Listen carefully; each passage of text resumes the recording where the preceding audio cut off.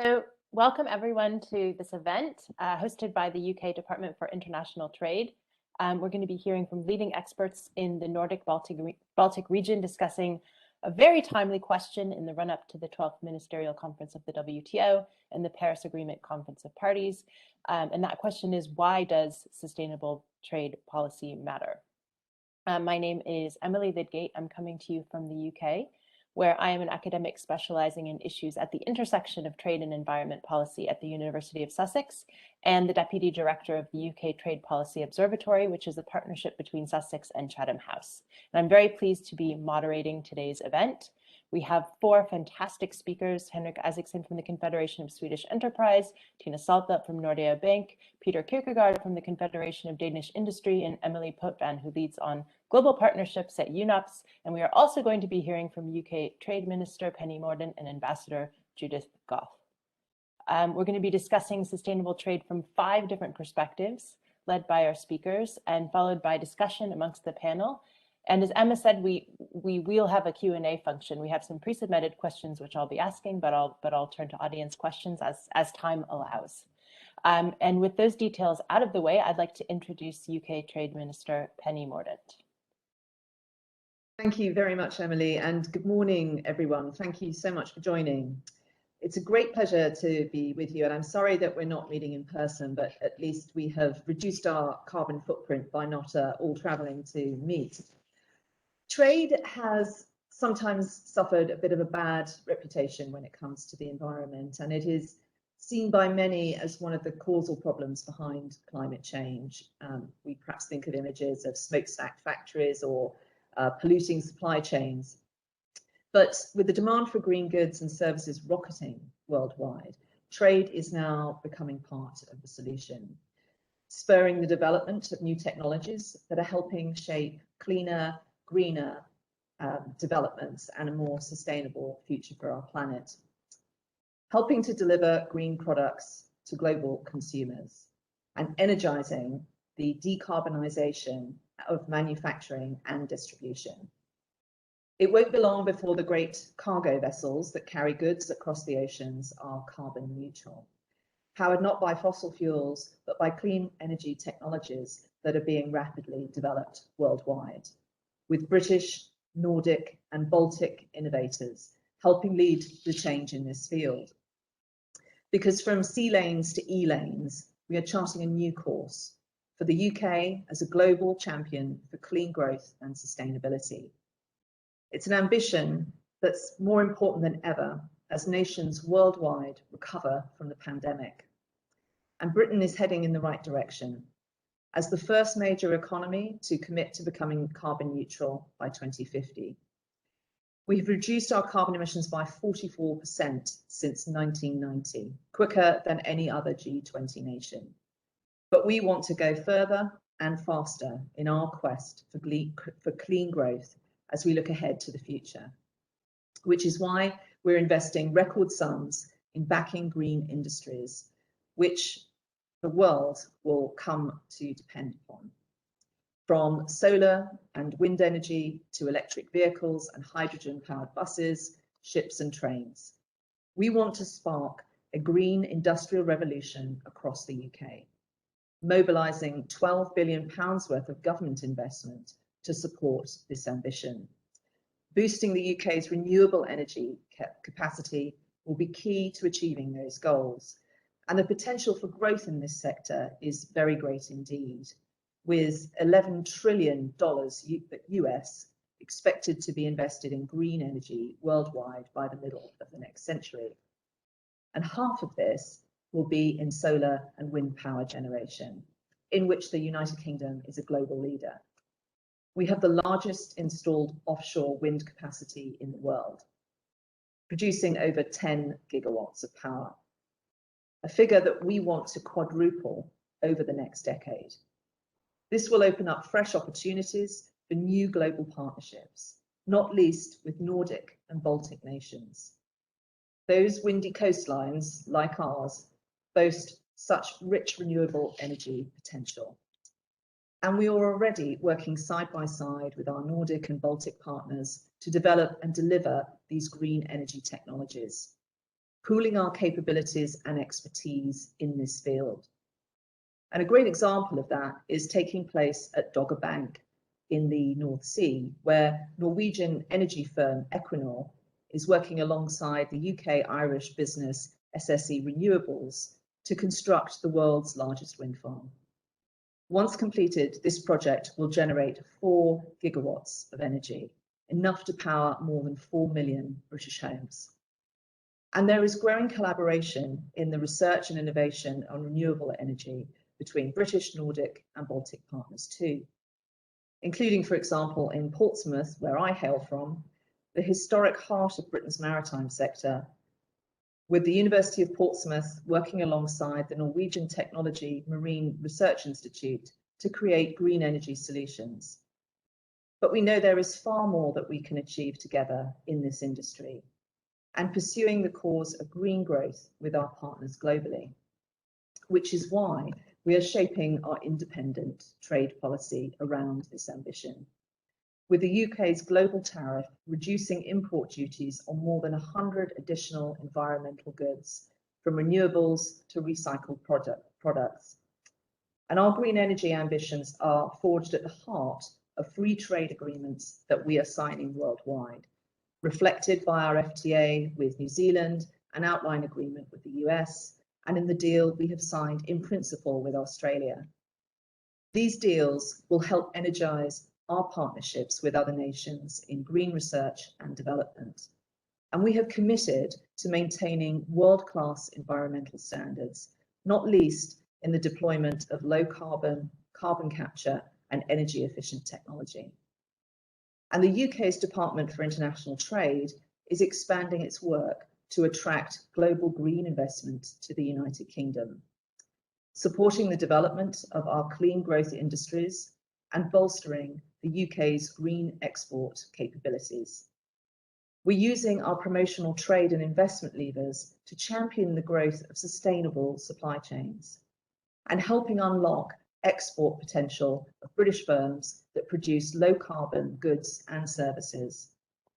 With our export credit agency, UKEF, making £2 billion worth of finance available to back clean growth projects involving UK firms.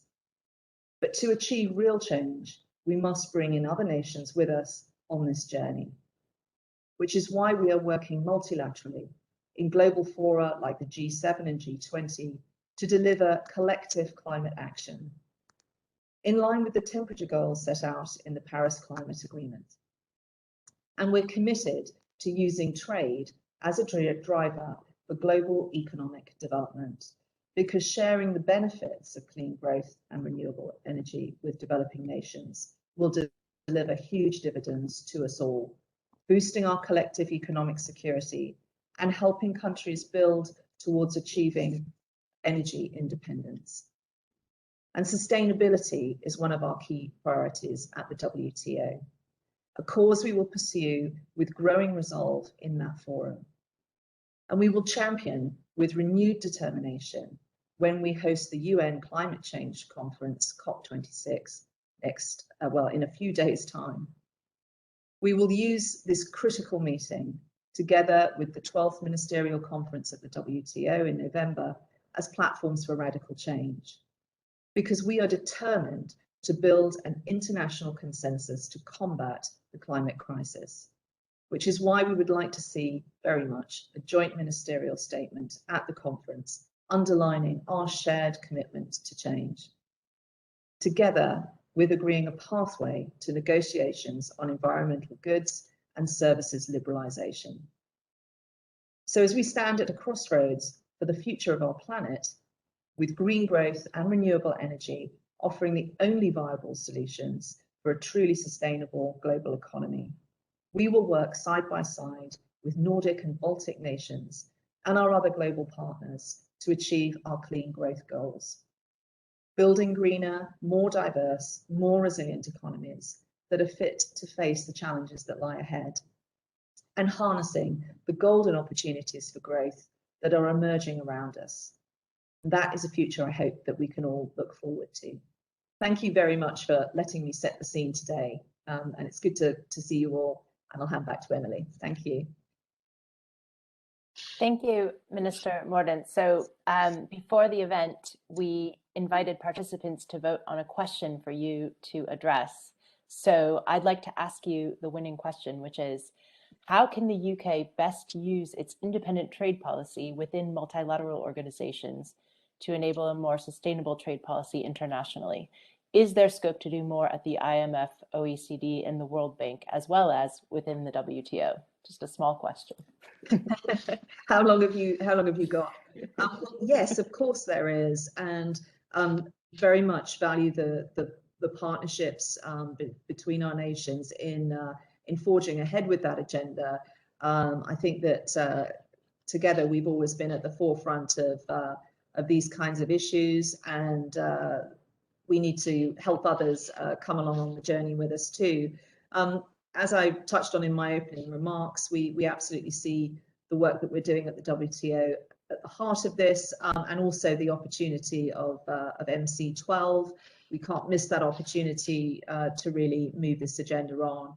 But I think in terms of the UK, there are three things that we're also doing to utilize the freedoms that we now have with our trade policy.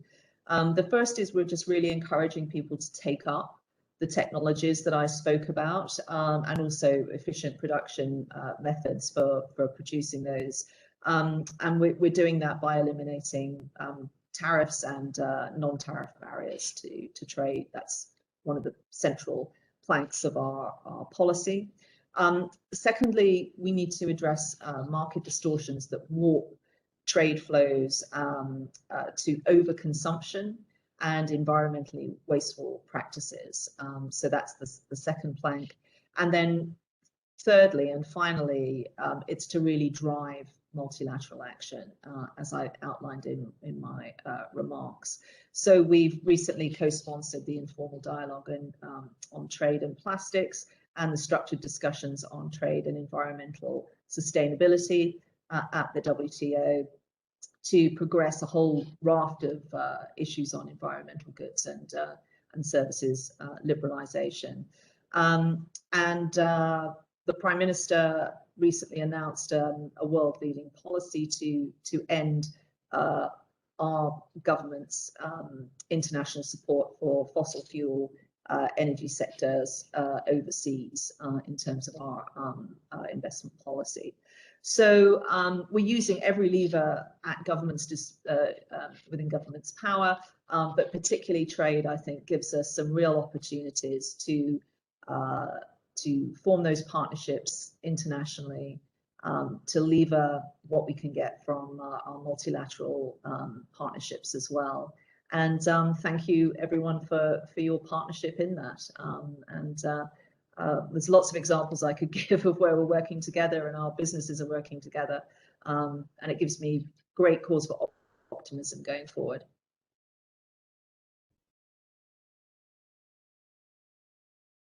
Well, definitely lots of interesting opportunities for multilateral collaboration coming up, and we hope to see some great outcomes coming out of those. So thank you very much, Minister Mordaunt, for being with us today. And we're going to now turn to our panel.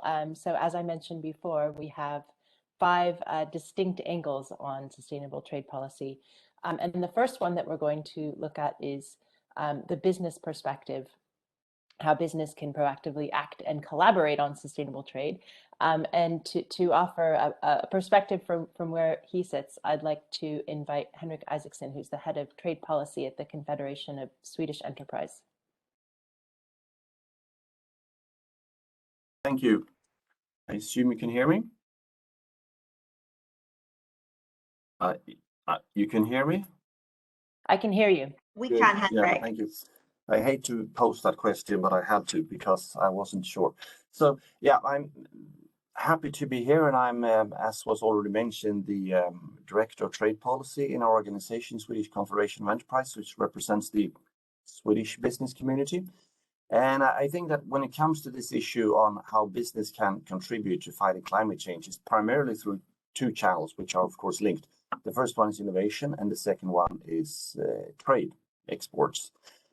Innovation, we need products, we need services, we need to be at the technological forefront, and many firms in Europe are at the technological forefront, particularly perhaps firms in Northern Europe, like firms in Sweden and in the UK, in the Baltic-Nordic region.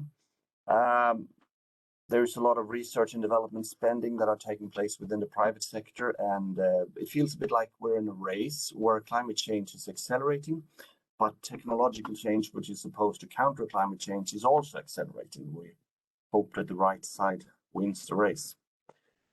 Once these products are available, they need to be spread throughout the world, of course, and put in use. Otherwise, they won't have any climate impact.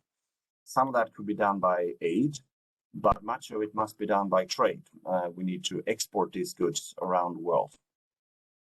And when it comes to Sweden, actually, we recently made a study where we looked at the fact that not only are the goods themselves contributing to fighting climate change, but they're also produced in such a way with clean energy, nuclear power, and hydropower, which emits very little carbon dioxide. So when they go to other markets in the world and replace local dirty production, it is in such a scale that it's actually larger than all the combined emissions from the entire Swedish industrial sector, all manufacturing firms in Sweden. So actually, by exporting our clean products to the world, we are fighting climate change very much. Now, the problems with innovation and exports from our perspective, from everyone, of course, is the price signals we face and also the trade barriers we face. And when it comes to the price signals, quite many of them are still quite negative. You have all kinds of subsidies to fossil fuel all over the world, to fossil fuel production and consumption and exportation, etc., and they need to be addressed, perhaps in the WTO, perhaps in other fora. You could work to improve the ASEM agreement in the WTO. We could also, I think the EU and the UK should seriously consider joining this initiative that New Zealand has started, the ACCTS, which is the Agreement on Climate Change, Trade and Sustainability, which is aimed at curbing fossil fuel subsidies. Then we should seriously consider joining this initiative and see if that could be one venue to tackle this issue. But it should also be mentioned that there are price signals that are the right ones. We have emission trading system in Europe, and there's been one set up in the UK as well after Brexit, which is a good thing. Unfortunately, there is CBAM, which we don't like, but which we see as a probably necessary thing, because if you want to have this innovation that's necessary, you probably need a CBAM, at least for a while, to protect the firms against these new costs that are incurred in Europe, but are not incurred in some of our competitive countries. Hopefully, CBAM will not be used against the UK. Maybe the UK will have to develop something similar to CBAM themselves. But these are the right price signals compared to the fossil fuel subsidies, which are the wrong price signals. And finally, trade barriers. Once we have these innovative products and need to export them, there are many problems around the world, many trade barriers that they face, not only tariffs, but all kinds of non-tariff barriers. And what would be great would be a decision at the WTO now in November to relaunch the EGA negotiations, the environmental goods negotiations, to expand the scope also into services, and to reach speedy conclusions of those negotiations so that we get rid of as many trade barriers as possible for environmental goods and services and can spread our innovative products in the world. Thank you.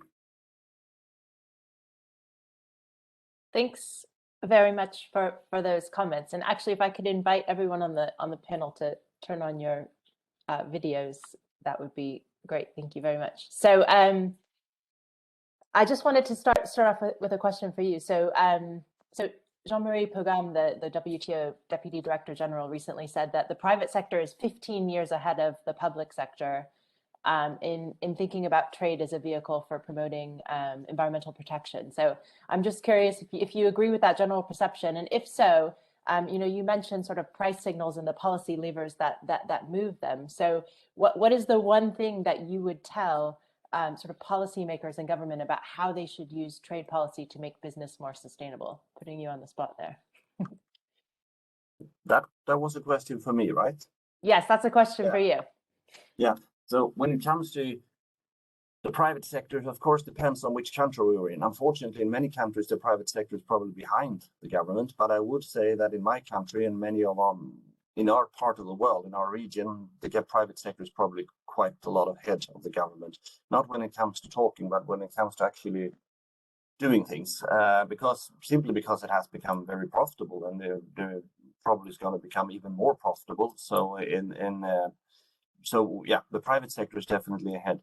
When it comes to your question on the one thing we could convey, a message we could convey when it comes to trade policy, I'm not sure that there is no silver bullet. There is not the one thing that could be done. But I do think, I mean, it's not one thing, but it's a massive number of problems, and it is this issue of fossil fuels the subsidies that I mentioned in my introductory remarks, that unless this is properly addressed, the right price signals are simply not there. I mean, it is getting addressed because these subsidies are going down. I saw recent figures, actually, they are going down everywhere, including even in Saudi Arabia and so on. So they are going in the right direction, but it's going too slow.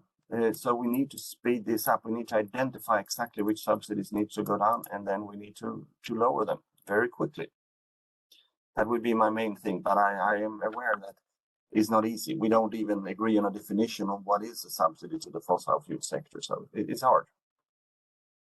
Okay, subsidies. I'm sure we'll circle back to that again, but let's bring Tina into the discussion as well, because obviously you have a leadership role on sustainable finance at Nordea. So could you tell us a little bit about what Nordea are doing in this space, and again, along the lines of what I asked Henrik, what you think, sort of how government should use trade policy levers to help bring about sustainable trade? I totally agree that we should remove subsidies that actually still supporting the fossil fuels. And I could just comment on what Henrik has been talking about here as well, because I have been an oil analyst for many years, and I think one of the major problems is that when the prices are low, that's the best time of actually removing the subsidies, because often the countries who have actually tried to remove the subsidies, they have had quite a lot of opposition when prices of fossil fuels are starting to rise again, because often the subsidies has been on, for example, fuels. So that in many countries that especially are importing fossil fuels, for example, oil, and or even oil producing countries have high subsidies for the general public. And by removing them, it's the amount of the wages going to be used for fuels are increasing quite sharply. So it's difficult actually to remove this without getting a lot of political opposition. Absolutely, yes. And what is your perspective from what you work on at Nordea? Is that something that is part of your sort of work program, or is that just a more general comment? I think that was more a general comment, but I think what we work on from a Nordea perspective, which I'm going to talk more about later as well, is the price incentives. You know, how is actually the price signals working, because it's not working optimal if you just if you leave the market to itself. So we need to correct the market a bit by introducing different ways of measuring it, and of course reporting. So that is what I will come back to later. Okay, sounds good. So what about you, Peter, in your role working with businesses in Denmark? Have you, let me ask you if you have a certain any success stories of how trade policy has sort of incentivized a company to act more sustainably, or any sectors that you think are particularly promising? Well,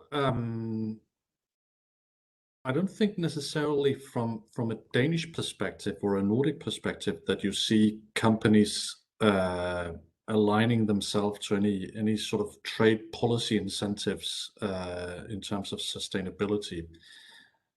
Because just to basically echo what Henrik has been saying already, I think companies are way ahead of governments here. already. Where you maybe see that dynamic is within the general schemes of preferences, the GSP system, where you give incentives through trade policies. You give incentives to companies in developing countries to become more sustainable, and that obviously works that way around. But I think for Nordic businesses, North European businesses, UK businesses, they are sustainable because it makes a lot of sense for them. Because first of all, there is good business in being sustainable. You save money by not using too much energy and not using too much water, or not using too many resources for your production. That is in our minds sustainability, of course. But being sustainable and being able to prove that you have a sustainable business is also good business, because that is what is required nowadays by consumers and governments around the world. So I'd say that's a fairly optimistic vision of sort of businesses and sustainability working in the same direction. And it does seem to me, I mean, from what you've said, it's a complex picture. So obviously not all businesses are forwarding a sustainability agenda, but there's definitely, in a sense, it seems a shift away from seeing environmental regulation as something that sort of is obstructive to growth, to viewing actually unsustainable practices as something that the business community needs to address and actually could hinder economic growth in a sense. But is that, Emily, did you have any perspectives on this from where you sit? Would you agree with that conception of that positive conception? Yeah, well, I think we have to be positive, right? And I think that we have to look at stronger environmental provisions in trade and investment agreements. From the UN perspective, and at UNOPS, for example, you know, we believe that there's a huge unrealized potential in using public procurement, for example. You know, if we were to look at public procurement in a greener way, right? So how do we work with the private sector in making sure that they have sustainable policies? And so we think that public spending can be a very powerful force for change, and it involves the private sector, right? And so, of course, our point of view is different from, you know, the private sector that we've just heard from. But I think what's important for us in terms of main message is that we have to work together. And I know that, you know, Peter just mentioned developing countries. I think we have a role in making sure that we help the private sector of these countries to really operate in a sustainable way, because otherwise, even if we make changes in the northern part of the world, then it's not going to have a real impact, right? And so that's why we all have to work together. And for us at UNOPS, we believe that, you know, resilient infrastructure, looking at procurement, going beyond, you know, the conversation around tariffs, we do think that there's a conversation to be had there. Great. So what are some of the ways that I mean, we can actually help developing countries increase their sustainability rather than sort of locking them out of European markets? Do you see a tension there, and how can we? This is just a general question for anyone in the panel of how we can ensure that sustainability is something that happens globally and not just in certain countries. I can maybe chip in there. I think sustainability is already happening in the developing world and amongst companies in the developing world, because they also know and they recognize that that is a precondition for being able to sell into to European and North American markets increasingly. So they have to feed into that trend, and obviously that is where we can help them develop their ability to act and to trade more sustainable by giving them some extra assistance in setting up their business framework for being able to live up to those conditions. So you see that, go ahead. And I could just comment on that as well, because I think it's important as well that we, share the technologies we have, for example, for green energy, green solutions. Because what we know is that if you really want to cut the CO2 emissions sharply in the future, we cannot build system. We need to share the technologies we are developing, especially in the developing countries, because some of them need to build the infrastructure. They're starting now to do that. Access to, for example, clean energy is one of the most vital to increase living standards as well. And we know that building fossil infrastructure now, that will lock us into a system for the next 20, 30, 40 years. So in that kind of sense, we need to share and make it accessible, the solutions we develop in these aspects.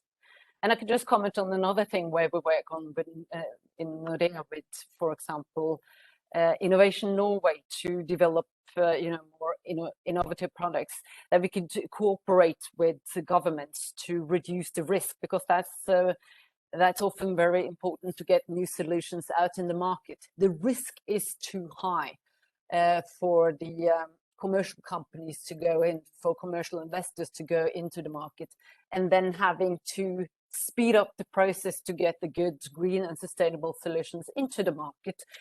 We've seen a good cooperation with, for example, Innovation Norway, which is a government-led institution, that they could take some parts of the risk, and reducing the risk, it makes it more attractive for example, us like a commercial player to come into it. So in that kind of sense, risk sharing is important to speed up the process to get these solutions out, especially for smaller companies.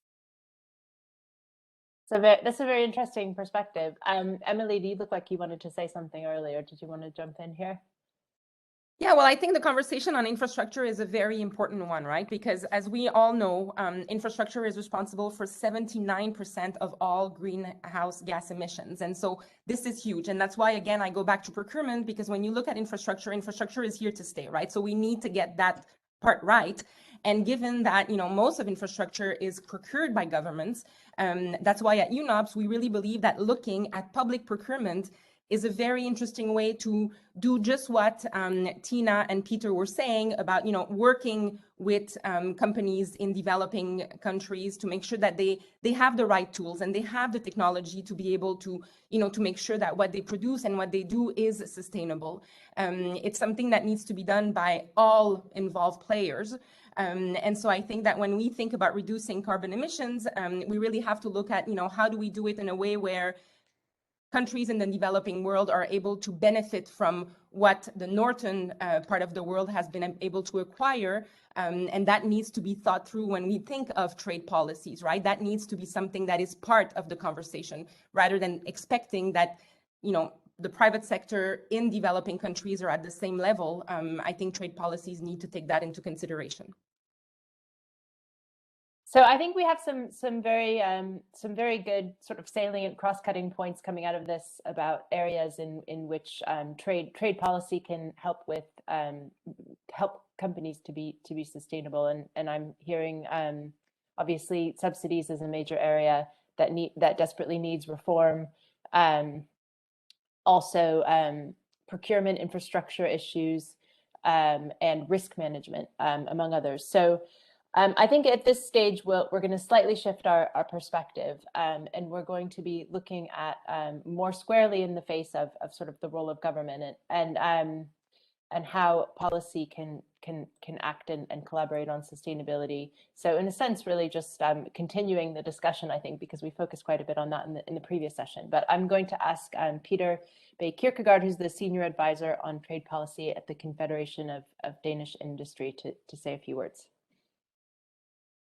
Well, thank you, Emily. I've been asked to say a little bit about how policy can proactively act and collaborate on sustainability, and I think I wanted to start maybe back in the 80s when I grew up in Denmark in a small town in Jutland. where one of the things that that happened in the 80s was it's now referred to as as the poverty 80s in Denmark, because the economy was very tight and everything. We lacked reforms in Denmark, etc., etc. But one of the things that the government did was to increase the price of utilities, of water and heat. And I remember back then that my dad was complaining about the increase in prices.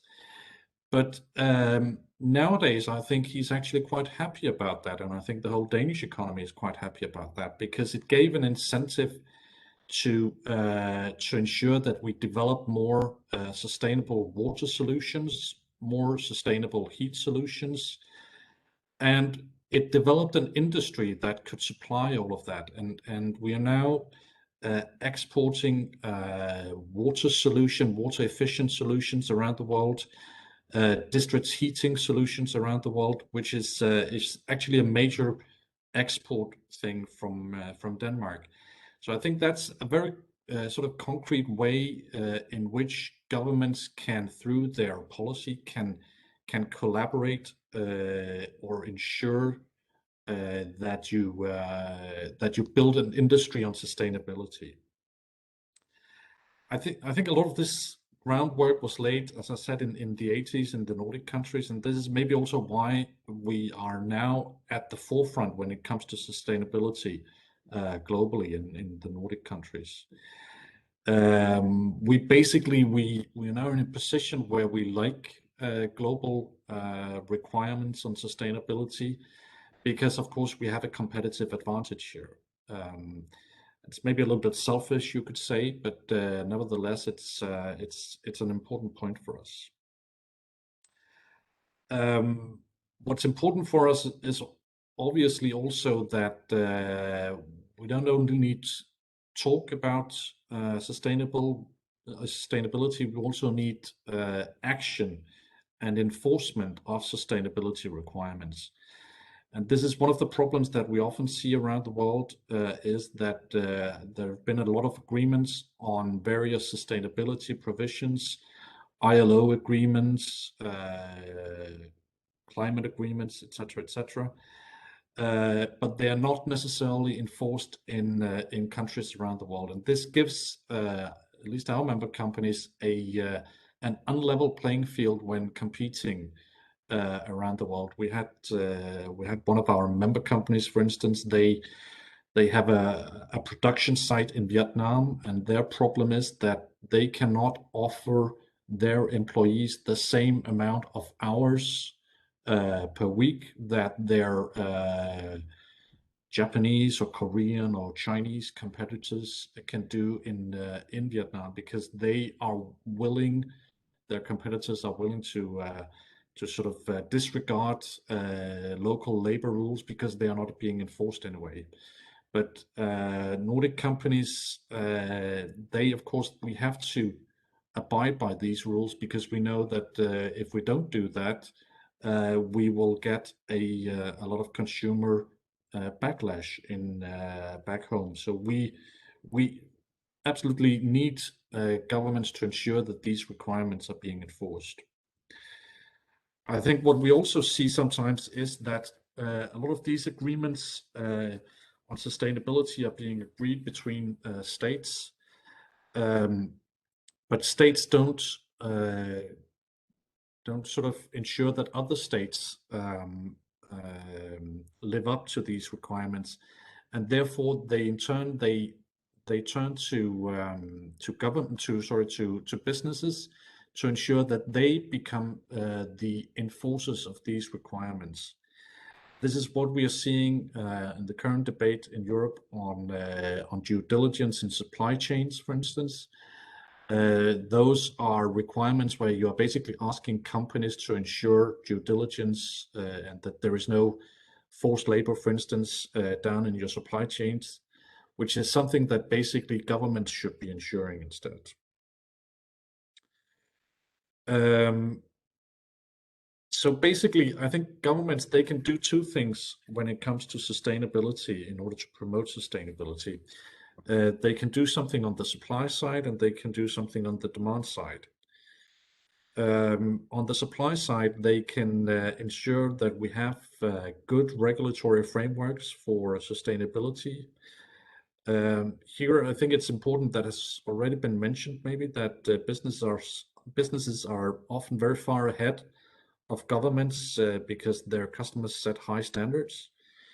So therefore, of course, it's important that governments don't disrupt this process, or this work that companies are doing already on sustainability, but instead listen to what companies are doing and maybe make that sort of the golden standard for regulation within this area. And this also means that you need to set realistic demands when it comes to sustainability. And I think the aforementioned example of due diligence in supply chains is a good example, because how far down the supply chain can you actually realistically expect that companies are able to ensure that there is not no use of forced labor in your maybe third or fourth line of supply. And then also, I think the environmental aspect has been mentioned already. And one thing, of course, that governments can do there is to press for a resumption of the environmental goods agreement and the negotiations of the environmental goods agreement at the WTO. And I think this is maybe a point where the UK can play an important role as an independent member now of the WTO. And a free trading voice of the WTO. I think an important point where the UK can press for these negotiations to be resumed. I think on the demand side, and we've covered that a little bit already, but just to stress that governments play also an extremely important part in ensuring that that sustainability actually comes into effect, because, as has been mentioned, governments are huge buyers of goods and equipment and services, and therefore they are able to set a good example here. And one of the examples that I would put forward here is on sustainable cement. One of our member companies produces cement that has a 30% lower CO2 footprint, but it's also 30% more expensive, which means that it's very difficult for them to actually sell this product. And this is an area where the government, as a big procurer of infrastructure projects, could set requirements on the use of CO2 or products or building materials with low CO2 content. So I think the message to governments is that they need to act sustainably also in their own supply chains. I think I'll stop there and give it back to Emily. Great, thanks very much. And I just wanted to ask you a follow-up question on that, which sort of ties into our previous panel as well, because in a sense, you linked the success story of Denmark as a sustainable producer to it simply being very expensive to buy non-sustainable products. So obviously, there's a role there for making high carbon products more expensive, and that can happen through government intervention, but also through market forces. So that this has had a pretty sharp edge in the UK, for example, with the gas crisis, well, in all around the world. So I guess my question for you is, and again, thinking about government policies, and Tina was mentioning fossil fuel subsidies, for example, getting rid of them can be very, very politically toxic and difficult. So what do governments do to kind of avoid use this policy driver of using pricing mechanisms to incentivize green goods, but also addressing the backlash and sort of environmental justice issues that might emerge from that? Well, I think one important aspect, of course, is that we need to be able to have a better view of the life cycle costs of products. And we need to make sure that that also is included when governments procure goods and services, because obviously a product might be more expensive to buy here and now, but it might be more efficient in the long run because it uses less electricity or less water, or it's more energy efficient. So those are some of the an area where I think governments are far behind, basically also far behind companies, because companies, they think about that when they buy equipment, because they need to ensure that their investment here and now also makes sense in 10 or 20 years time. And that's not always, unfortunately, the logic for governments. Great, thank you. So actually, I wanted to ask as well a question to really, it's really a question for you, Henrik and Tina, because all of you, and actually, if you could turn your cameras on now at this stage, that would be great. Just make sure you're still there. So because all three of you work with, and Emily too, please, because all of you work with government, obviously, and represent a business perspective. So, you know, this event is hosted by DIT. We have our independent trade policy being developed, and part of that is figuring out how UK businesses interact with government and how they kind of inform government policy. So I was wondering if you had any tips in terms of your experience of working with government and what kind of works best in terms of consultative mechanisms or interaction.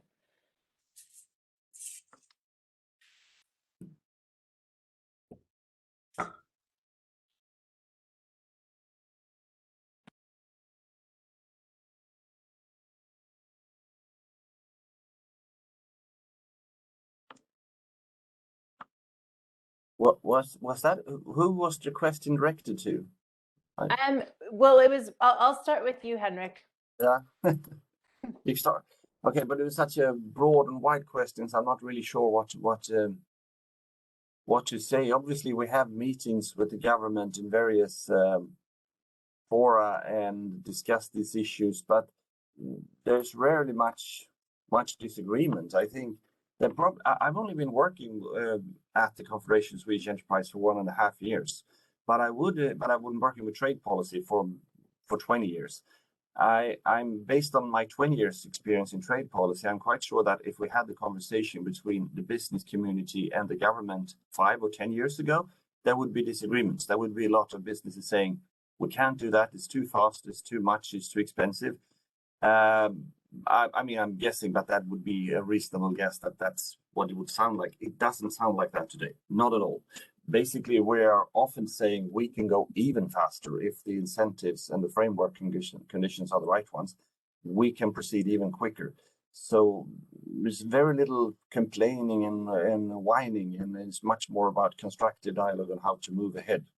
That's how I see it from my perspective, and it does surprise me. That's not what I was expecting to see when I joined this organization, but that is what I see from my colleagues and from the government people we meet. Is that what you're seeing as well, Peter? Yeah, I mean, companies are extremely constructive when it comes to sustainability and extremely sort of way ahead of governments, you could say. I think one example that maybe springs to mind now is the H&M example we had earlier this year. I'm allowing myself to mention a Swedish company. Sorry, Henrik, but I think it quite clearly sort of outlines some of the dilemmas that companies are faced with when it comes to sustainability, because they were even before any sort of requirements were raised or anything, but probably because they could hear that it was sort of a consumer ask in the market. they were saying that we are not using cotton from the Xinjiang province in China in our production, which wasn't taken all that well, you could say, in China, and it's an extremely difficult area for many companies to navigate in, and it becomes sometimes even more difficult when governments then come in sort of from the right hand side and set their requirements that you also have to allude to in your supply chains. Can I just add one thing to that? A very short remark. Yes, that is actually an interesting career path that I don't think was possible before. The present head of the H&M, the CEO of H&M, is the former head of sustainability in that company. So she moved from being head of sustainability to being CEO. I don't think that career path is still not a common one, but a few years ago it was probably even an impossible one. You did not make that move, but now you can move. Now you can make that move. So sustainability is clearly at the core of their business, H&M. Tina, do you have any wisdom to share with us about effective working with governments? Yes, because I think I'll add to what the two others have said here as well. Because we have regular meetings. I mean, the financial industry has regular meetings with the government, and also we work together with Finans Norge, where all the banks and financial institutions meet and discuss. So we have a level playing field, because I think that's what is important. And sometimes as well, we feel a bit that we are going faster than the government is doing, or the political representatives. So I think informing them of how we think and what we want to do, because we do have some more initiatives coming from the business environment. And we also see that we need, for example, changing our laws in the circular economy. For example, we see that certain rules and laws has to be changed to be able to actually set out a more circular system. So in that kind of sense, we need to have a conversation with the government to tell them what we think are showstoppers, for example, and what we think need to be developed to be able to develop these markets in a better way. So I think it is necessary that we have regular meetings with the government to see that it is possible to move the capital in the right direction and as fast as it should go to be able to meet these requirements, or the sustainability goals and the net zero goal. Great, thank you very much, all. I think we'll move on at this stage. We're going to take a slight lateral step, and I'm going to deliver the microphone to Emily Potvin, who is the UNOPS Director of the Partnerships and Liaison Group, to give us a perspective on multilateralism, the role of investments in infrastructure. Thank you, Emily, and thank you, everyone. It's a pleasure for me to be here today, and it's also a pleasure for a UN agency to be able to be part of a conversation like the one that we're having today, because I think when we think of a sustainable future, what we have to make sure is that all actors are involved. And so what I want to do today is really to talk to you about the importance of multilateralism and partnerships to achieve a sustainable future and to achieve the 2030 agenda. UNOPS is a UN agency that is not very well known. We have a mandate in infrastructure with extensive expertise in procurement and project management. We play a unique role in the UN system because we are self-financed and we are demand-driven. And so what we do is that we execute projects on behalf of partners, and these partners can be UN agencies, these partners can be donor governments, but they could also be the private sector. When you look at today's world and when you look at the effects of the pandemic, what we believe is that multilateralism is more important than ever, because extreme poverty is on the rise. And for the first time in our history, climate-related refugees are the #1 refugees in the world. And so, when you think of the 2030 agenda, when you think of the impact of climate, there's definitely an important role for UN agencies to play, but also for UN agencies to work with the private sector and with other entities. And so at UNOPS, we are very, very focused on infrastructure, but we are focused on resilient infrastructure. As we discussed before in the panel, when we were talking a little bit about the role of government, when you think of governments, the role they play in building infrastructure is key. The role that governments play in public procurement is key. And so therefore, at UNOPS, we work with governments around the world to make sure that when they think about building anything, or when they think about procuring anything, they think about the importance of a sustainable future for their populations. When you look at the role of the energy industry in climate action efforts, that's really well known. However, the role of infrastructure, when we think of climate action, that is less well known. Earlier this month here at UNOPS, in preparation actually for COP26, we published a report with the University of Oxford and UNEP, another UN agency, on the importance of infrastructure for climate action. The report found that infrastructure is responsible for 79% of all greenhouse gas emissions and 88% of all adaptation costs. And so what we do at UNOPS is that we work with governments in making sure that we equip them the way they should be equipped to respond to some of these challenges. And I'll give a few examples. We've worked on a program in Bangladesh with the government of Sweden, as well as the UK government, to help increase Bangladesh's capacity in achieving climate resilience through design and construction of risk-informed and gender-responsive infrastructure systems. We've also worked with the UK government in Sierra Leone, because when you look at Sierra Leone, it is one of the countries in the world where they have the lowest electrification rate. And so we worked with the UK government, as well as the Ministry of Energy, in making sure that we worked on increasing electricity access rates, but that we supported them in their energy access agenda, and that we did that in a sustainable manner. The last thing that I will leave you with here is that we also work, and we've created a new entity here at UNOPS, which is called our S3I initiative. It's a sustainable investment in infrastructure and innovation. We're headquartered in Helsinki. What S3I does is that it explores a range of impact investment opportunities in developing and emerging markets. And together with governments, builders, and investors, we design large direct infrastructure projects, usually around 100 million and above, tailored to address the specific needs of the country of operation. We do that by leveraging partnerships with the private sector, with business associations, and we believe that when we think about tackling the SDGs, everybody talks about 2030.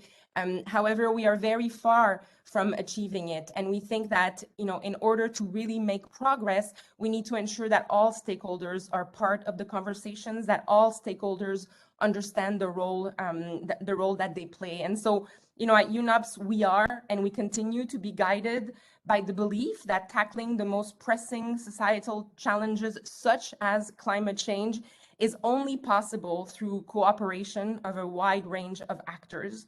And while we do want to follow a holistic approach to sustainable development, we need to incorporate infrastructure, procurement, and investment at all levels. So thank you very much for allowing us to be in the panel today, and I look forward to your questions, Emily. Thank you very much, and thanks for telling us about the amazing work that you're doing at UNOPS. I guess my first question will be for you, and it's about the fact that we have these two enormous multilateral negotiations around the corner, the COP and MC12. So I'm curious if you have any reflections from where you sit of what would you like to come out of those negotiations? Yeah, so for us, COP is very important, and of course we have a wish list when we think of what do we want to see come out of it. The first one for us at UNOPS is really that there is an awareness raising of the role of infrastructure in climate action. We believe that that's really something that needs to be talked about more, needs to be realized a bit more, because I think as we've discussed in this panel before, it's not part of the conversation, and it can make a big difference. And so for us, if this is something that can come out of COP, that will be very very positive in our mind. The other element is, we really want to see a support for the mobilization of finance. By 2020, I mean this year and next year, you need $100 billion in climate finance needed every year. Where is that money? How do we mobilize that money? And so we really think that there needs to be a conversation around that, and we hope that there's progress at COP. And then the last thing really is multilateralism, because we believe that we can only make progress if we work together. And again, from the perspective of UNOPS, we are very lucky to be sitting here in Scandinavia, and we see the amazing work that is being done here by governments, private sector, foundations. However, we work for populations that are in another part of the world. And so how can we reconcile those two realities? For us, that needs to be part of the conversation as well. Thank you. Go ahead. You can please turn on your cameras, everyone. Tina, I was wondering if I could bring you in on the finance issue in the COP as well, if you have any perspectives on what you'd like to see happen in that space on finance. Yes, I certainly agree with Emily that infrastructure is very important here, that we not set the capital now in systems that is not sustainable and is not taking us to where we want to go by the sustainability goals and the Paris Agreement. I think, as I mentioned before as well, I think now to see that the right amount of money is actually coming into the market, we need to de-risk a lot of these projects, because there's no doubt that going into new markets, especially in the developing countries, there is a lot of political risk, which most companies and investors are not that eager to take. So how could you actually be able to de-risk these projects so that you can get more of the commercial money into these markets? And I think that is very important, and that we do have, for example, the World Bank, the IMF, to set up, lending tools that could actually attract more of the private money into these projects, because it's now that is where we need to go. We need to build new infrastructure. We need to build green and sustainable solutions, and of course, to be able to do that, we need more money to flow this direction as well. It is a challenge, actually, that the political risk with many of these projects are actually, stopping many from actually investing. So how could we work with this de-risking question? So on the sort of de-risking agenda, do you see international investment treaties playing a role there? Absolutely. I mean, we need to cooperate on this as well, and I think we, especially working with the big, finance organizations, that would help. We could see it in, I mean, that is what we're doing here in a very small scale, working here in Norway, for example, with Innovation Norway. How can we scale this up and go internationally? How can we have these kind of support and funds setting up, because then you could have government funds being setting up, either national funds, but I think also international funds would help, because it's this de-risking question of to be sure that the money is actually going to these projects and not are going somewhere else. That is very important. Henrik and Peter, do you have anything to add on, or Emily, on? And just before, yeah. I wanted to talk about the importance of de-risking, because Tina's right? And I think that this is where an organization like UNOPS comes in, right? Like, we operate in some of the world's most difficult places. When you think about last year, we implemented more than $2 billion of projects in 80 countries around the world, right? And so one thing that we're hoping to do with conversations like today is that business associations look at organizations like ours when they think of, okay, how do we think of de-risking? How do we make sure that we have these conversations about not only the political risk, but the corruption risk, all the risks that come with some of these initiatives? And that's why a dialogue like today, in my opinion, is extremely positive, and it's what we need to do more and more.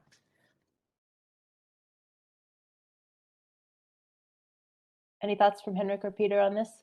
I think I could add this issue of bilateral investment treaties and how they're then solved if you have a dispute within them, which has been a very controversial issue for many years, which was one of the most controversial aspects of the TTIP negotiations between the EU and the US. For the moment, for example, we don't have, India has suspended all their such agreements with the European countries. So European countries that are wanting to invest in India, which is a very risky market, don't have any legal recourse to go back to if the Indian state do something. I mean, for example, just basically take over their property or something like that. So you need investment certainty, and you need to reduce those risks. And I do think that for example, with India, which is one of the largest polluters in the world and will become probably even larger before it gets better, we need to negotiate such agreements. We need to have them. Otherwise, European companies will be quite adverse to entering the Indian market, and the Indians say we want to buy all these environmental goods and services, but many Europeans are a bit afraid to actually go there and sell it to them. So this is important. I can maybe add to Henrik's point there. I mean, developing countries, they need investments very badly. They need investments from our part of the world. But of course, those investments won't come unless there is good governance and some predictability in those countries. And bilateral investment treaties, investment protection, is one of the most effective ways of ensuring that predictability for foreign investors. And also maybe one of the best drivers for ensuring an accountability for governments in developing countries of not taking irrational or politicized decisions that run counter to sort of economic sense in the market. So I think it's very unfortunate that a lot of the European privileged NGOs have given BITs a very bad name. It's not in the interest of the developing world at all. And unfortunately, a lot of European politicians are listening to those calls. Well, it seems like this might be similar to the subsidies issue, one in which reform may be the way forward rather than just scrapping the entire system, so that we could create investment treaties that also incorporate robust environmental protections, because obviously that's been some of the controversy that they've allowed companies to challenge environmental protections. But it seems to me space for reform in that sense. So we talked a bit about the COP in the context of kind of we need these major flows of finance, and how can we make that happen, and addressing risk assessment concerns as a big part of that. So let's turn our attention to MC12. So having studied and followed trade and sustainability issues for some time, it's really notable to me that there's such an unprecedented level of interest in identifying trade and environment issues in the WTO right now, not only through these different work programs that are emerging on various environmental issues like plastics and fossil fuel subsidies, but also just throughout the work program in general. Even though climate change isn't mentioned, there's so many climate change regulations and being discussed in the Technical Barriers to Trade Committee and in sort of the committee work. So I guess my question to you is, and this is just an open question, do you have a sense that real change can come through the WTO? Is there any particular thing that you'd like to see come out of those negotiations? I can maybe start there and say, of course, from a business perspective, we are immensely supportive of the WTO system. It's the very foundation of global trade for our member companies. Most of our trade takes place on WTO terms, because we trade a lot with China, we trade a lot with the US. We don't have any trade agreements there. So the WTO is immensely important for us. Unfortunately, it's not working as it should be at the moment, because the lack of ability on part of the member countries to negotiate further market access rules and more common rules is just not there for a number of reasons that can maybe be narrowed down to some political reasons in India, in South Africa, and also maybe in the US and their relationship to China. So of course that creates a lot of problems. I don't necessarily think that we have any high hopes that those problems will be solved at the WTO ministerial in end of November. That would probably be too much to ask for, but we still have hopes, of course, that governments can fix this, although not necessarily high hopes. Because I think trade and making trade more easy is, of course, the solution for not only for us, but also for the developing world. And just as an example, I participated in the WTO public forum that was held a couple of weeks ago, and in her opening speech, WTO Director General, Dr. Ngozi, mentioned 3 examples of companies in developing countries that had survived during the Corona crisis thanks to them going digital, because they were now able to sell digitally or online to the whole world and bring their products to the global markets. And I think this is a good example of, first of all, why we need trade and why we need trade for the developing world, but also why we need a digital agreement at the WTO on how to trade goods online. So I think I'll stop there, and I guess also Henrik has a lot of views on this subject. I could echo most of what you've been saying, Peter. There is I agree, and I should also I think if you compare the 2 upcoming conferences, the COP and the MC12, I am probably more optimistic about the outcome of COP because there is a joint objective there. We have a common enemy, the climate change, the process of climate change, and we are all working in the same direction, even if some are working more efficiently and faster and with more ambition than others and so on. But we do have a common objective. In MC12, I'm not sure if we have a common objective, because the common objective used to be liberalizing trade, and that's not there anymore. There are many countries that have the objective of going in the opposite direction. They want less liberal trade. They want to protect their subsidies, and they want to do a lot of things that are not in line with the original objectives of the WTO. So, and if you don't have even a common objective, then it's very hard to reach any kind of meaningful conclusion. So, I'm quite pessimistic about the WTO, even though I hope for the best, of course, and a bit more optimistic about MC12. I mean, a bit more optimistic about COP, sorry.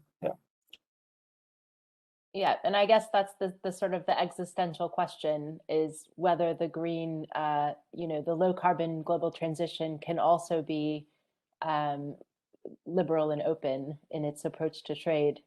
And obviously that's a very, very tricky issue, especially now when we have a lot of countries who don't seem to be putting liberalization necessarily at the top of the agenda. So I can see why you might feel a bit wary about how this might all collide in Geneva. But any other thoughts on MC12, Emily or Tina? I could just comment on the WTO, because I think it should be a good opportunity to talk or discuss about what is fair trade in a way, which they are supposed to work for. And is it fair that we don't take into account climate and social issues? And I don't think that is fair trade. So maybe a refocus on what is fair trade, maybe we have to redefine what we call fair trade. And because if you put those issues into the context as well, I think the WTO would have a very good would be a very good starting point to get that into the trade issues. If I could maybe add there, because I think there is always a discussion about what is fair trade, and fair trade for us is I think Donald Trump also talked about fair trade, and I think he meant a little bit had a different concept or understanding of that than we necessarily have. I think maybe the best definition I've read so far about fair trade is basically that fair trade is about complying with the rules that you have agreed to comply with, and that is what we first of all need to ensure, that that countries abide by the rules that they have complied with. And then of course we can expand on that, because I totally agree with Tina that it would be beneficial to also look at the environmental and social aspects of trade in this regard. But first of all, we need countries to abide by the rules they have agreed to. And here I'm thinking first and foremost about China and their excessive use of subsidies in their economy that is creating problems for our member companies when they compete on the Chinese market, but also competition all around the world. Thank you. We're just going to let that hang there. Nobody wants to respond. Yeah, I would say that I don't necessarily agree, in the sense that, it's important to talk about the rules, but I think the reason why we haven't been making progress for a few years is because, the conversations around the rule they're just stagnating, right? And so that's why I think Tina's perspective of saying, why don't we have a conversation about what is fair trade, right? Because the last time we had that conversation, the context is very different, right? So I think now we have to talk about women in trade. We have to talk about trade and environment. We have to talk about investment facilitation, right? And I think these could be issues that bring people together. I do believe that what Peter has said is extremely important. However, I think that if we go back to the essence of fair trade, we might be able to make progress as an international community. May I? Go ahead. Yeah, so what I still, if I get back to what I said about the objectives, I still stand by what I said about the two conferences.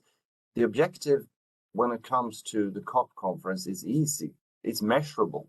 We want reductions to stop growing, and we want them to start reducing them as quickly as possible. I mean, of course, to do this is extremely hard, but it is quite a common objective. But if we sit down together and discuss what is fair, we will have different definitions. Donald Trump and the government of India, for example, will not have the same definition. So there will be a long philosophical discussion about what is fair, and maybe we'll reach a compromise in the end, but it won't be easily measurable. I mean, it's even impossible to measure. We cannot measure the degree of fairness have increased or decreased. This is a qualitative discussion. But to reduce the emissions is a quantitative thing. It's very much a technical exercise. So I think it's an intellectually easier thing to do than to sit down in the WTO and discuss fairness. Could I just comment on this as well? Because I think, what we're looking into in the financial market, we talk about returns. You need returns on an investment. But when we talk about returns now, we include, also the social returns, not only the financial return, but also the social return of a project. And I think we should start looking at trade in the same way. We should start to have a look at, we could all say it's difficult to find a fair definition of fair trade, but I think we really should give it a go, because I think it's important that we find a way of measuring this. And this is exactly what we're trying to do in the financial market now, to find a way of measure social, to find a way of measure climate. The environmental issues are okay, but the social issues are not easy to measure, but it's necessary that we do it still. So I think we should give it a go. I think, Peter, you were commenting earlier about this in the context of just making national regulations and how we have to have a more full view of the impacts of our economic growth policies in other areas, almost like the economic logic of externalities. How do you do that? I mean, a colleague of mine describes fair as the F word of international trade. So I think yes, definitely interesting discussion, but in the interest of time, I think we should move on to something which is, in a sense, related. If you think of sort of the EU as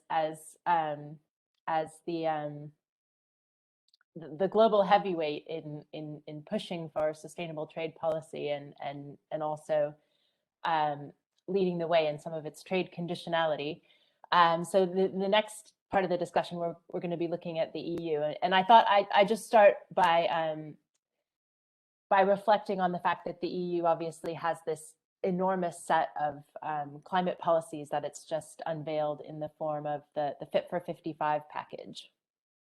So I wanted to start by asking you a question, Emily, which is, you know, and also I should say it's committed to making the Paris Agreement ratification and compliance an essential element of free trade agreements as well. So, so how do these kind of EU policy developments impact on your work? Do you see these increasing prospects for global cooperation on climate change, Emily?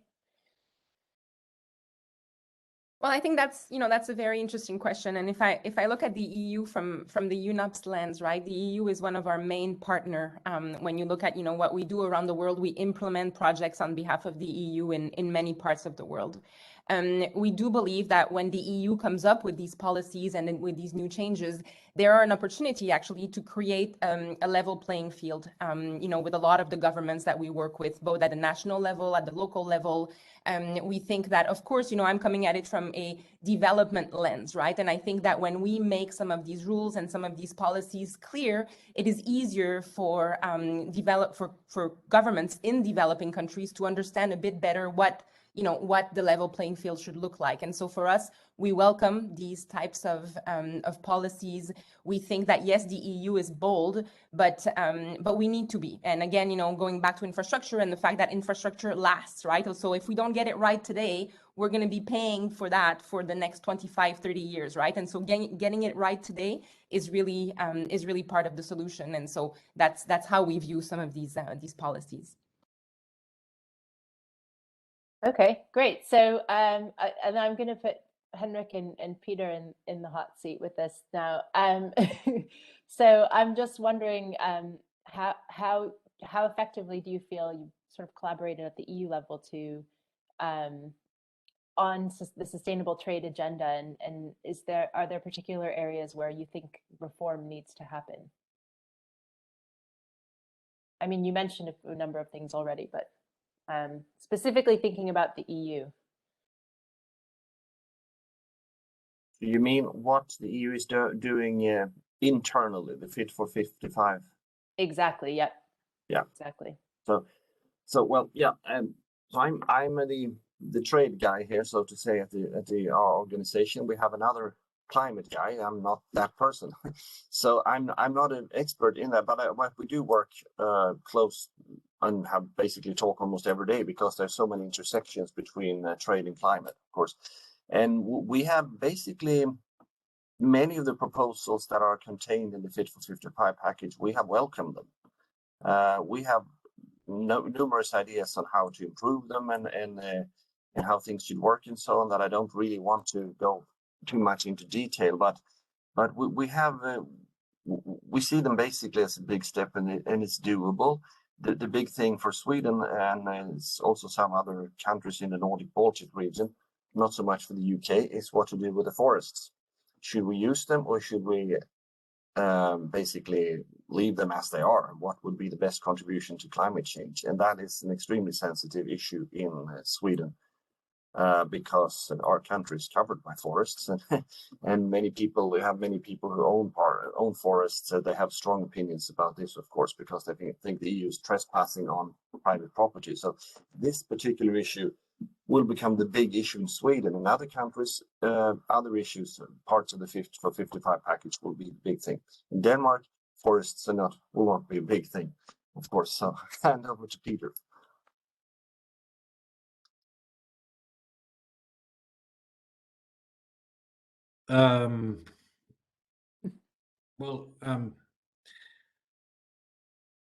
I think I'll maybe turn the question a little bit to something.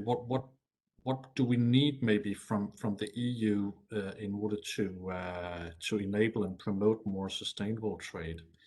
And I think one area that is lacking maybe is there's a lot of focus on the circular economy, but there's not necessarily a lot of focus on how the circular economy interacts with trade. And to give you an example, one of our member companies has invented a method by which they can reuse the blades for wind turbines. And usually, I mean, they're made of glass fiber, big things, and they have so far they've just been used for landfill because they are very difficult to reuse. But they've invented a method for reusing these wind turbine blades. Now the question arises when they import these blades, and we had a specific example from the UK. When they import those blades, disused blades from the UK, is it a blade? Is it waste? Is it glass fiber? Because that makes a difference when you determine the type of tariff that you need to pay. And moreover, what is the origin of those wind turbine blades? Because they might have been produced originally in Morocco 20 years ago, but then have been in operation in the UK for 20 years. And so is the origin Morocco or is it the UK? Again, that makes a difference in terms of what kind of tariff you pay for this waste material, basically.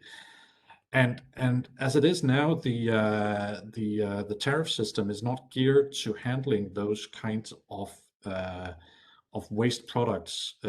Or they're not waste products; they are resources that you can use in the circular economy. And that is an area where I think the EU is lacking, and where we need to have an important discussion about how can we improve or promote the circular economy through trade. May I just add to that?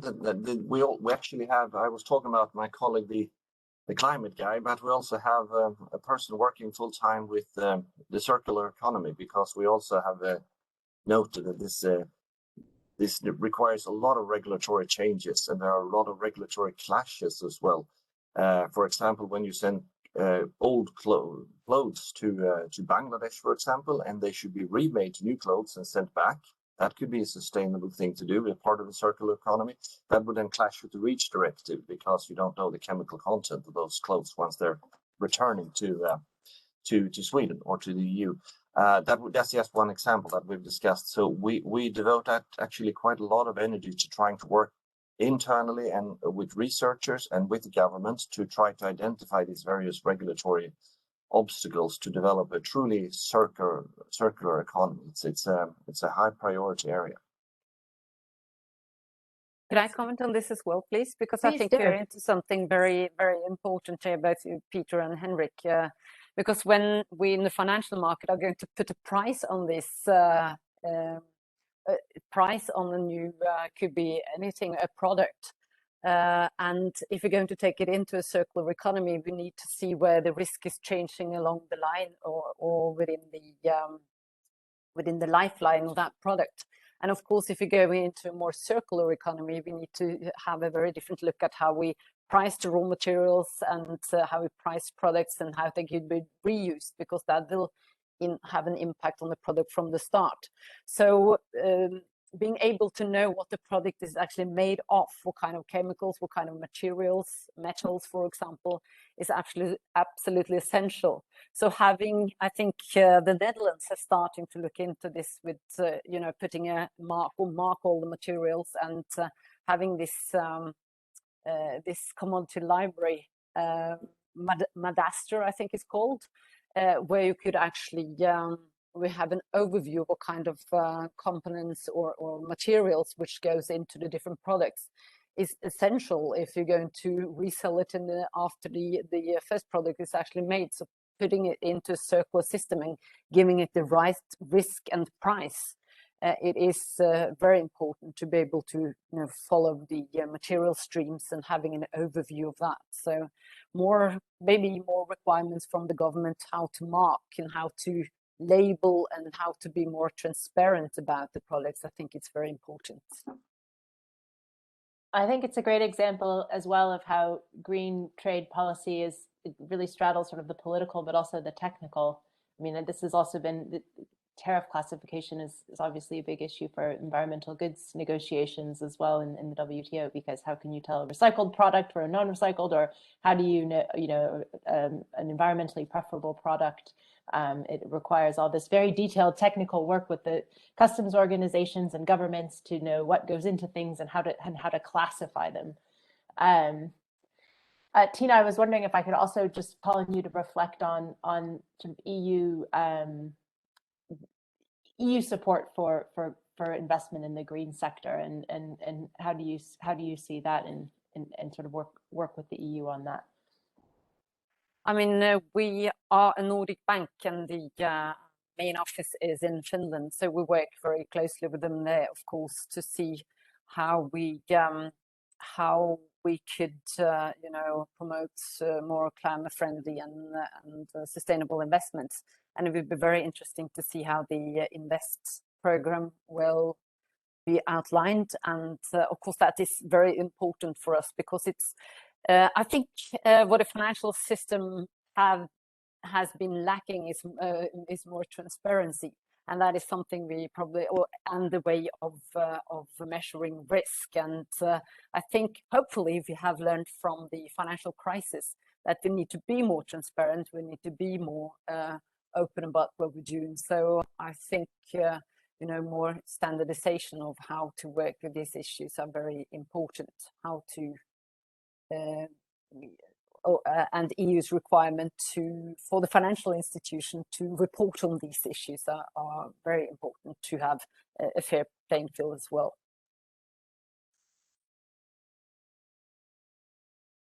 Okay, so so I think we should move on to our final of our 5 lenses. We've done 4 already. So we talked about business perspective, government perspective, multilateral perspective, EU policy, and now we're going to look at the green recovery and how to utilize the post-pandemic economy to work towards sustainability. Over to you, Tina. Thank you, because I'll pick up a bit about what Henrik mentioned as well about price signals and why they're not working and how they're not working. Because capital is absolutely essential if we're going to reach the sustainability goals and Paris Agreement. So how can we actually get the capital to move in the right direction and support these international goals? And of course, we usually trust the price signals to give us a fair, insight into how the supply and the demand of the market works. So actually that the price signals take into the right and enough or the necessary information to give a good price to the market, because that is usually how the market works. But what we have seen is that the price signals we have seen from the market is not giving us enough information. And when I say enough information, it is because it has not been taken into account the externalities of climate change and sustainability. And when we talk about externalities, it's the economic gains or cost of production or consumption for which the individual players are not credited or charged financially in the market, and therefore do not have taken into account. So this is important. How do we actually put a more correct price? How do we incorporate the climate changes and the social issues into the price? So we get a better signal of where the capital should flow. So we have seen that basically that there is a market failure because the greenhouse gas emissions and social issues are not taken into account, and therefore the capital has been so far been flown to projects, to companies that do not take into account climate and social issues. So we need to change that. We need to see that the capital is start moving in the right direction. So we need something, what can we do actually to correct these market failures? And one thing has been the carbon price, and we're now seeing that the carbon price is rising. And the carbon price should, at least in my point of view, be as international as possible. But the carbon price alone is not enough, because what we see is often that the distributive implication of a carbon price could actually mean that some of parts of the society which is already having problems could have even bigger problems, because we often see that new inventions, for example, that actually take into account more of the green issues, the sustainability issues, are quite expensive. So the ones who are can afford to actually buy these projects or products, or services are often the rich. So how do we account for the distributive implications as well? Then we have taxes and regulatory measures that could help balance this a bit as well. But they often are more country specific, because the base of the economy, how the economies work, are often quite different, even within the Nordic countries, Nordic, Baltic, and the UK's as well. There are certain differences and more natural differences between the countries. So I think also another measure to help out with the market failure is what we have been talking about. It is a common and concise reporting system. I think the efforts that the EU is doing now with the taxation, the taxonomy is very important, because it's important when we're trying to put a price on risk, including the climate risk, including the social issues, that we talk the same language. What we have seen so far is that when you and I talk about green or talk about sustainable, it might not be the same. So we need to talk about the same issues when we talk about green and sustainable, and therefore we need a common way of addressing these issues. And I think the taxonomy is a very good first step.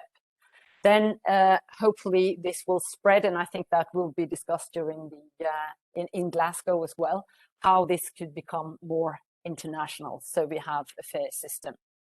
And I think that is something we have learned from the financial crisis as well, that these measures need to be put in place. We need to be more transparent. We need also to be more long-term in the financial market, because that has been one of the main problems, which has actually been leading us where we are today, not including climate and social issues, is because we often think about financial return within a quarter, half a year, or a year basis. If you want to include the externalities, both the good ones and the bad ones, of course, we need to be much more long-sighted or long-term. So that is also something we need to work on. And I think also a common system for that is important. And I think another good step forward is the task force on climate-related financial disclosures, that the measuring of risk, the reporting of risk, making this common, making it international, would help also to guide the money in the right direction. Then I think also we need to avoid path dependencies, and we have also been into that issue or touched upon it before today. But for example, now when we have these enormous economic recovery packages after the COVID-19, we need to be sure that the money coming in, or this money actually supporting projects, infrastructure, long-term projects, that is actually taking us in the right direction. Because we could end up now in investing with help of these recovery packages, investing in more in solutions, making us stuck with a system for the next 20, 30, 40 years, and we don't basically have time for this. So I think being very careful with where we invest and how we actually that we take into account sustainability and climate issues when we now also invest or introducing these recovery packages, I think it's important. I think one example of this is, for example, in the energy markets, is, for example, natural gas. Is that a bridging tool, or should we go straight away from fossil? It's also fossil fuel, but it has been introduced also as help to go from fossil to renewables. That we need something to guide us on the way, or being a bridge from fossil to renewables. But is it really so? Are we ending up with being too dependent on this for too long, putting too much money into an area where we should actually go straight to renewables? I think these kind of solutions are important. Another thing also is carbon capture and storage, which is very important, and we need that kind of solution. But should we actually use it as a lifeline for the oil and gas sector? Isn't it important that it's the carbon capture and storage is now used in the areas, for example, developing fertilizer, or where we really need them, and being sure that these kind of projects and money are invested in where we need them, and not being a lifeline to what we're not going to have in longer. So we stop these path dependencies. Because what we could end up with, of course, is to, what we should at least avoid is to lock in capital, human capital and technology in brand solutions. And at the very worst, we can end up investing now in what could become stranded assets before we would expect. And then I think also we need to check that it's no barriers within the financial market itself. It could be in the more national markets. Do we see any kind of barriers that we need to remove to see that the money is actually flowing in the right directions? And of course, that could be regulations which are there today, it could be subsidies, and what kind of projects are we really subsidizing? Then we also might need some support to get the right solutions into the market. So we might need government support to get the green and renewable solutions out there faster, if we actually are going to speed up the process to be able to reach the solution we need to get to the sustainability, to reach the sustainability goals and climate goals.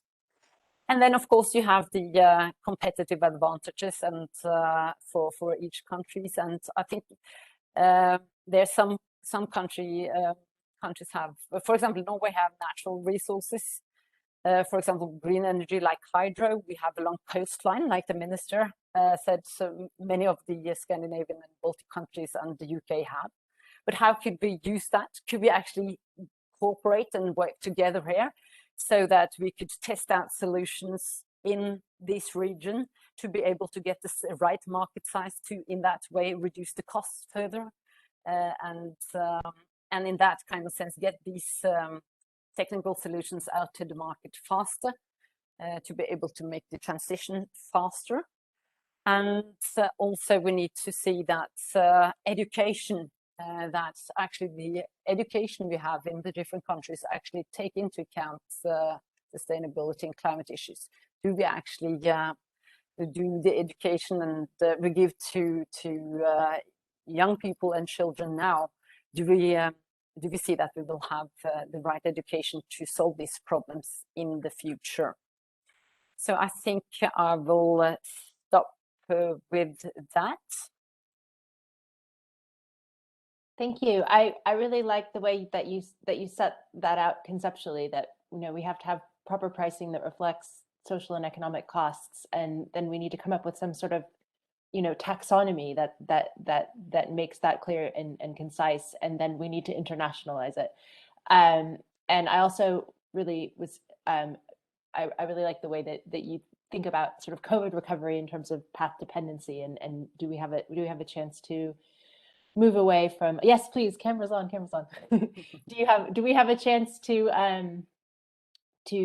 really change the way we think about things with this sort of systemic shock? And I was wondering if you had a view about the role of sort of digital trade policy. I mean, I think all of us individually ordered a lot more things on the internet over the last year than ever before. So how does that fit into a sort of sustainable economic vision?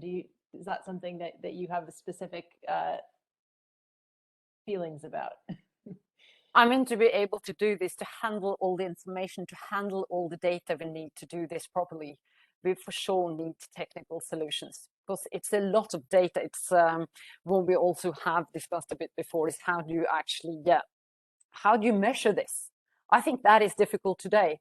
What we have seen is that now we are to make an investment or to finance new projects, for example. I think many of the financial institutions in our region have already started to put what we call ESG analysis. That's environmental, social, and governance measures of the companies or the projects we are measuring and either investing or are financing. And of course, this is supposed to be a guide to help us to be more transparent about the decisions we make, and of course where we put the money, because that's important for the society. They can trust the financial system, and then we need to be more transparent. But since we don't have an official system of doing that, I read in the Financial Times the other day, it's now 600 different companies offering ESG analysis of firms. And you can, in the worst case, end up with 600 different analyses of one company. So does it really help us to give insight into that, how that company works, with social environmental issues? So we need to harmonize those initiatives we have. And I think, therefore, I mentioned, I think the taxonomy, and I think this task force, the TCFD initiatives are very good ones. And of course, the taxonomy is now coming into law in the European countries. But I hope that, this way of thinking will be broader, that it also will be more international, because it's so important that we do this right from the start. And it is it's clear to understand, or investors can actually see where their money is going. So actually the money is flowing in, or the money are flowing in the right direction, because we don't have time now to invest in the brand solutions. So for those of us who aren't sort of immersed in these discussions, what are the obstacles to standardization? Is it just a technical challenge, or are they sort of political issues, or both? Getting back to that dichotomy. I think it's first of all, I think it's a way of defining and going into detail. What is green? How do you define green? How do you define sustainable? And then to find the data, what should we report on? We need a standard to be sure that everybody reports on the same things, and to have comparable data. So, we have already started to, collect data, try to modeling it, and, to try to be more visible about how we're using the data. But it is not, it's not very easy, because many of the companies don't have that data today. And the way of communicating, this data and these measures they're already starting to do, they're not common either. So it's difficult today to compare the different projects, because it could be 100 different ways of doing it, and of course that doesn't really help. So that is why we need standardized, harmonized ways of doing it. So we have just a few minutes. So I thought I would, because I think in terms of the COVID recovery, right, as you mentioned, there's opportunities and there's risks, and this also connects to the discussion we had earlier about subsidies, and the fact that there's concern about, for example, China's use of subsidies in the WTO space, but there's also a huge expansion of subsidies worldwide, right, on the back of COVID-19, and a really different conception of sort of the role of the state, a dependency on the state in getting us through this. So, what I'd like to do is just ask each of you to comment on how governments could use a green recovery in terms of the types of support measures they put in place to get us off of our old path and onto a better one. So I'll start with you, Henrik. So so the question is how the money in these support programs should be used wisely, basically. Yeah. Yeah.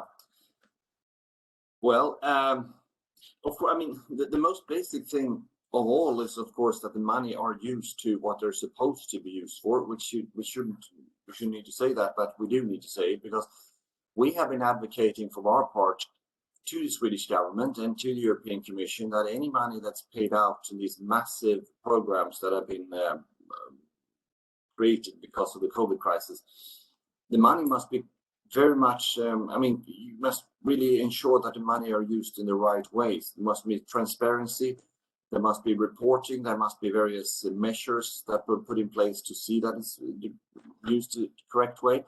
And some countries are not so happy to do this. They're reluctant. They see this as an excellent opportunity to get money into their economies, but they are not so happy having others actually tracking it and how they're using it.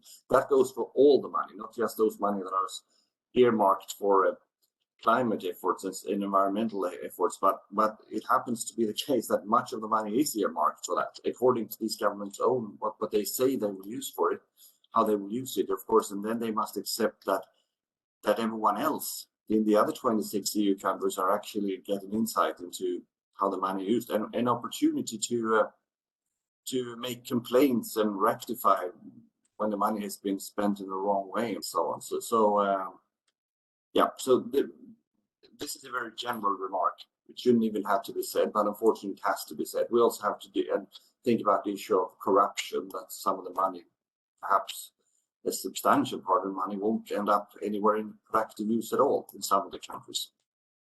Okay, great. So we need a transparent approach very quickly, because we're pretty much out of time. Emily, how do you think governments should be investing their COVID recovery money towards a green transition? Yeah, quickly. I think, the phrase has been used many times, but, to think about building back better. I think it showed us about all the inequalities that we have in the system. And I think that, when we look at this health crisis, it's also a climate crisis. I think we just have to look at, how do we build back and we take all these new elements into consideration, and whether that's, gender mainstreaming, whether that's environment, trade policies. But I think, you need to think of building back better. Great. Peter, I'm going to give you the final word.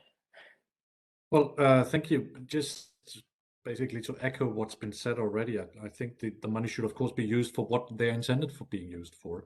But specifically when it comes to making the economy more green, I think it's important that the money is used, first of all, of course, to sort of guide us away from the fossil fuel economy of the past, but also to make sure that we become more energy efficient. I think that's often overlooked, that the best energy is actually the energy that you don't use, because you're using it more effectively. So more energy efficiency.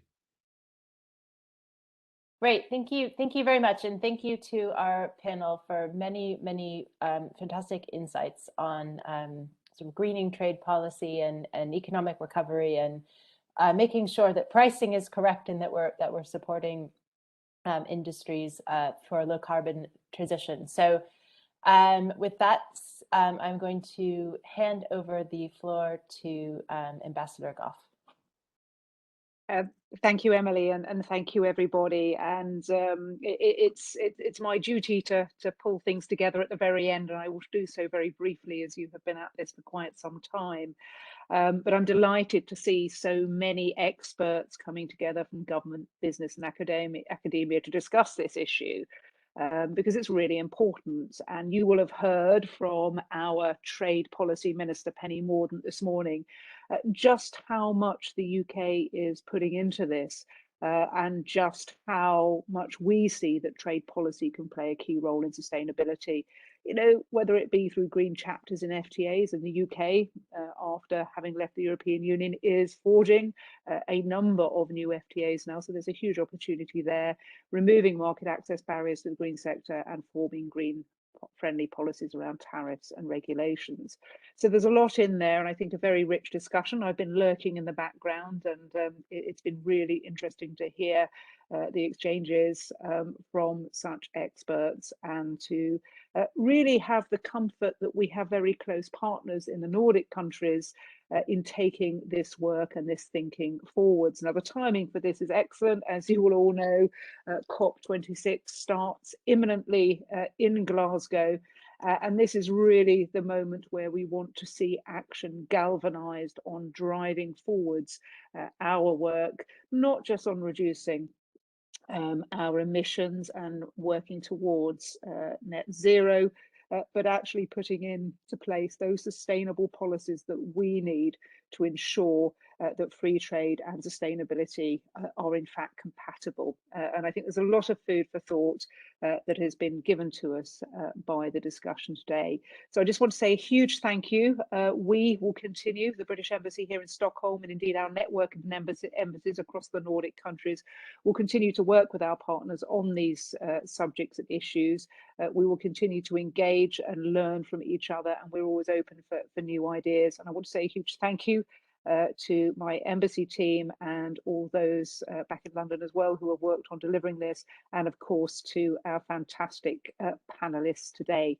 Thank you very much, and I think I'm handing back to you, Emily. Okay, I think it's just for me to say thank you for coming and enjoy the rest of your day.